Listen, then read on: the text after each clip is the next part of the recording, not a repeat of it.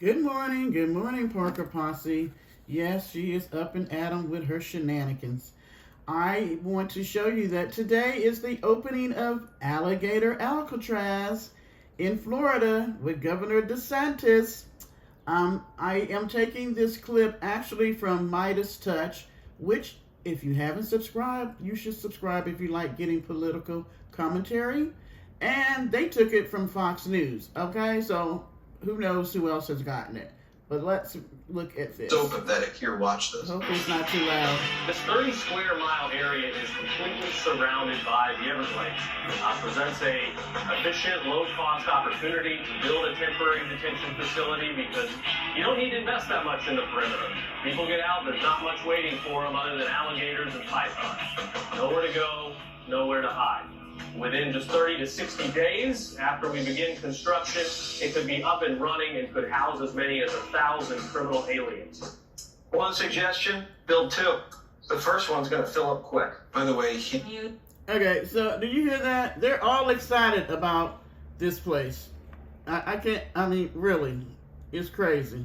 It's crazy. Unmute. Steady stream of cement trucks and fencing line up into this site, really reflecting the breakneck speed by which the state is trying to put this together.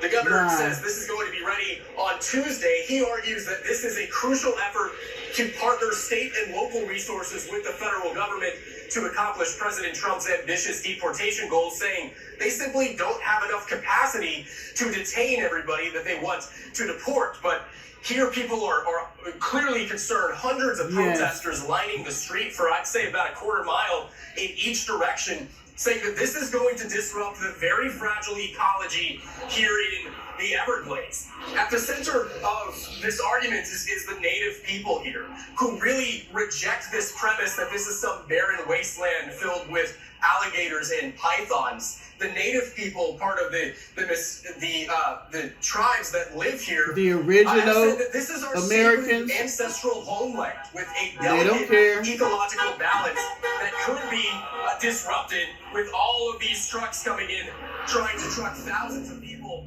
into this area. So as this all plays out in the court, only 3 days left to go until the governor says this is going to be operational. Okay, so here we go again, displacing and tearing up what the real Americans, the ones who were here, the Native Americans, who were already here in the Americas. They weren't lost. The country wasn't lost. You're now going down to the Everglades to tear up any lands that, that they consider important. When will this stop with us being so disrespectful to other people? Is it really imperative that they slap up some little tent or fabricated holding place on that particular piece of strip of land for immigrants? If you were giving them due process, then you wouldn't need a holding place that big. You would go ahead and do the due process and go ahead and do what needs to be done. Ship out the ones that you have to and leave everybody else alone. Why is it that President Obama, and I'm just using him as an example, put out 1.3, I want to say million, immigrants during his 8 years, and they didn't have to build not one new place to hold them at? Why is it that this particular cabinet president and his staff are so inept that they can't figure out how to do anything without destroying something else? I mean, they are like, y'all ever watch the Flintstones? And the guy that walked around was like, woe is me, bad luck, schlep rock. The whole cabinet up there is like bad luck, schlep rock.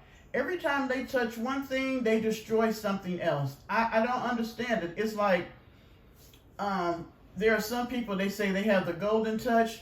This man has like, what would be a cold touch, like cold, C-O-A-L.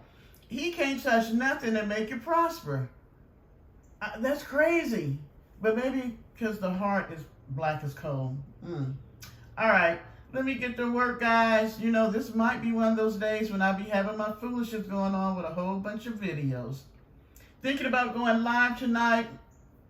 Thinking about seeing if my son would come on, because I am dying to have a conversation with finding out what do young men nowadays want. You know, when it comes to marriage, family, careers, just their mindset. Because I think us as the older, for those who are, not everybody that watch me is, we don't really understand the mindset of young people. So I thought I would see if my son wanted to come on and do a live with me. And maybe there might be some other young people that might want to come up and give their opinion, or at least put it in the chat. We will see. I'll see what his schedule is like. If not, we'll do it another day. All right, guys. Hope you have a terrific Tuesday. Bye.